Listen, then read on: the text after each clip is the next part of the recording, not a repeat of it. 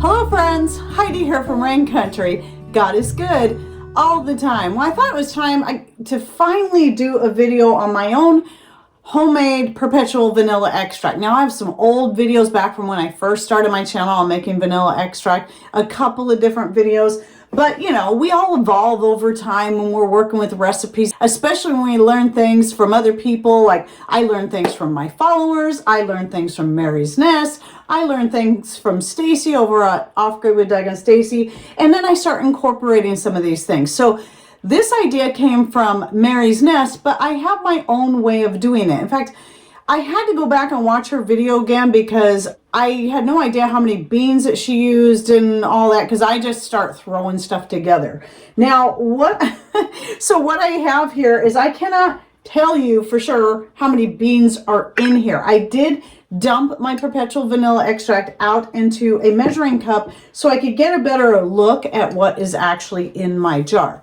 Now, Mary started with, I think it was a quart jar, and she used 10 vanilla beans in hers. So that's a really good place to start. And I do recommend doing just like she did. And what I did here, as you can tell, is I took my vanilla beans and I cut them in half.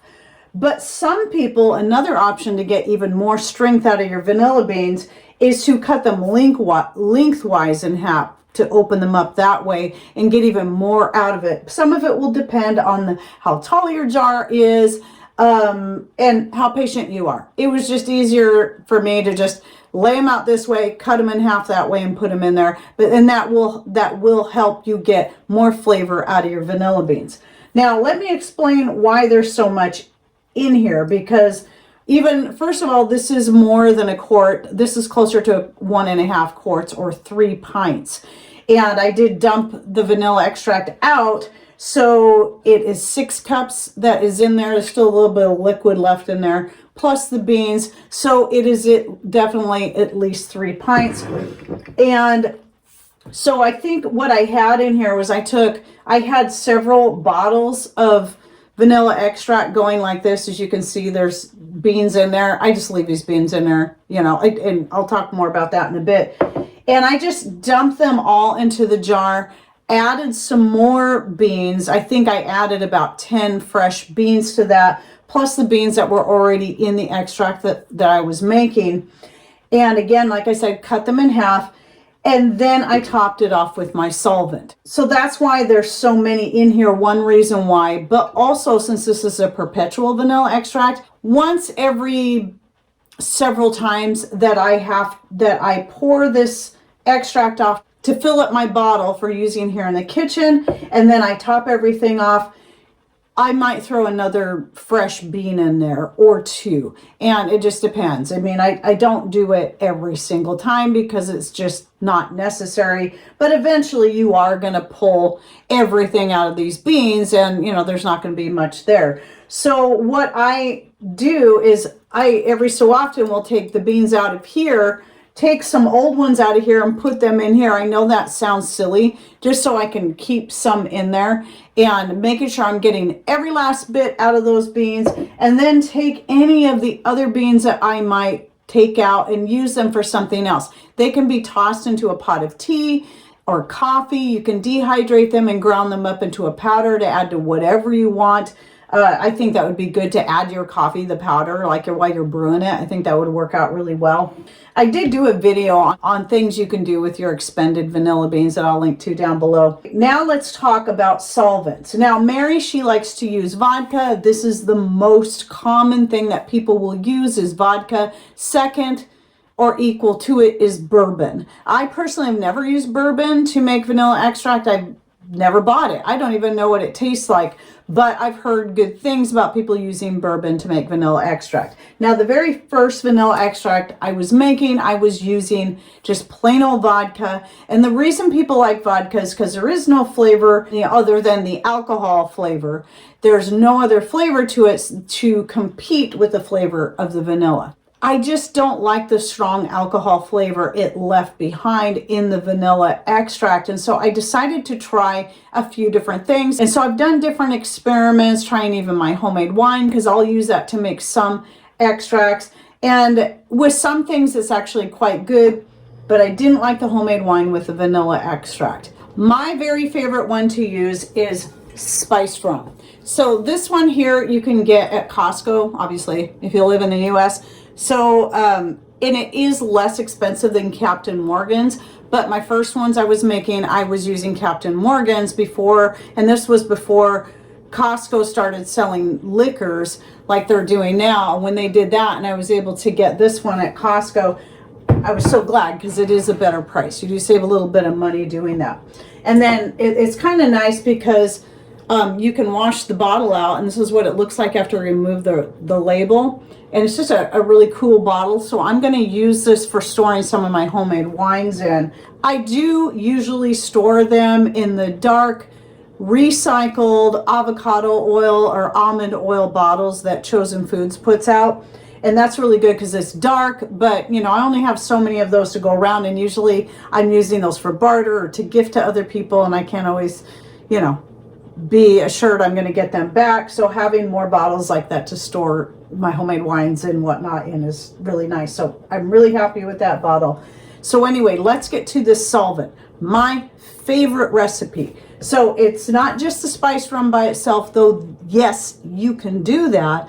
But what I do is I use 3 parts spiced rum to 1 part honey. So let's say you're making a quart, then what you're going to do is use 3 cups of spiced rum to 1 cup of the honey, the raw honey. And my favorite one now to use for such things is the Azure Standard Orange Blossom honey, because it has a runnier consistency, it blends much easier, and it has a lovely flavor. And again, it's raw. So I have a link to Azure Standard down below. They have all kinds of different honeys you can check out, but this one is my favorite to use in this type of thing. And then what you do is you just want to put that in a dark cabinet somewhere and forget about it for a minimum of 2 months. Most of your extracts are going to be around 2 months, but with vanilla, the longer you leave it, the better that flavor is going to be. So Mary even said in her video like 6 to 8 months, something like that, or 7 or 8 months. And I think mine, before, when I started doing it this way, I think it sat for as long as a year before I needed to dip into it. So that was perfect. And then what you do, once you fill up once it's ready and you fill up whatever little bottle to keep in your kitchen, you're then going to want to top this off. So I got a little video clip here showing the last time I topped it off, which was very recently, as you can tell, because this bottle is pretty full.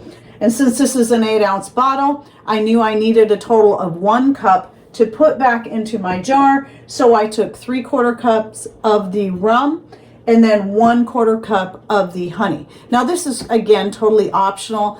The nice thing I like about the honey is it helps break up some of the alcohol flavor that you get in there, but also adds a nice sweetness to the extract without being overly sweet. And so what I'm going to do is go ahead and pour this extract back in here. So that was mostly just so I can see and show you how many vanilla beans I have in there. Well, that's not even all of them. There's some more in here that got dumped out. And so I can measure, because I wasn't sure, since this is in liters, I wasn't sure how much was in here. And that way you can kind of get an idea of how much I'm using for a jar this size. So it's all going to depend on the size jar. I mean, if you want to make a 1/2 gallon, then you would want to start with 20 vanilla beans. If you're going to have it in a whole gallon jar, then you're going to want to do about 40 beans in that. So the size of the jar is going to depend on how much you add. If you're going to just start with a pint because you want to play with it a little bit and decide which is 2 cups, then you're going to half that amount. So you're going to start with 5 vanilla beans. And obviously in that case, you're definitely going to want to cut them in half so that they'll fit in a smaller jar. You can even do less than that. You can start with 8 ounces, like my original vanilla extracts. I did them all and have a whole bunch of bottles like this. So I'd have a bunch of these going at a time and throw like 3, I think, vanilla beans in there, cut in half. So, yeah, I mean, you can play with it. It doesn't have to be, you know, you can do it however you want if you want to at least experiment with it first. But once you find that, especially once you are happy with the solvent of choice that you're going to use, that's a good time then to go ahead and start doing the Perpetual vanilla extract, and this makes it easy. You're going to get far more out of your vanilla beans by doing it this way. So one more thing I want to talk about before I go is vanilla beans. Now, instead of sharing it with you where I've got my vanilla beans, because I've got them from Amazon, I've got them from Frontier, I've got them from eBay in the past. It depends on where I can find them available for a decent price. And so what I'm hoping others will do is share their current favorite place to buy vanilla beans and the best price. And please share the name of those places down below for those who are looking to get a good price and a good quality vanilla bean. So I stock up on vanilla beans, and these will probably last me the rest of my life, especially now that I use a Perpetual vanilla extract. But I stock up on them as I can afford them, or whenever I can find a good price. And then I store them in quart jars and I vacuum seal them. This will keep them forever. Never had any issues. They won't dry up and get hard, and they won't spoil. So I've had no issues storing them this way. No mold growth, nothing. Just vacuum seal them in jars as is as soon as I get them in. And then when I'm ready to add, if I want to add more, maybe even get another whole batch going, I will open the oldest jar, which is this one from 2020. This one's from 2021. And then I will take the beans out of there, the beans that I need out of there, and then vacuum seal the jar again, so that everything stays nice and fresh in there and ready to use. So some other things that you can share with your favorite place to buy vanilla beans, share with us also.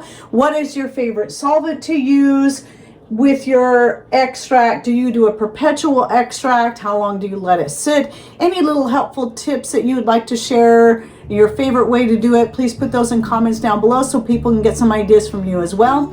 And thanks for watching. Take care and God bless.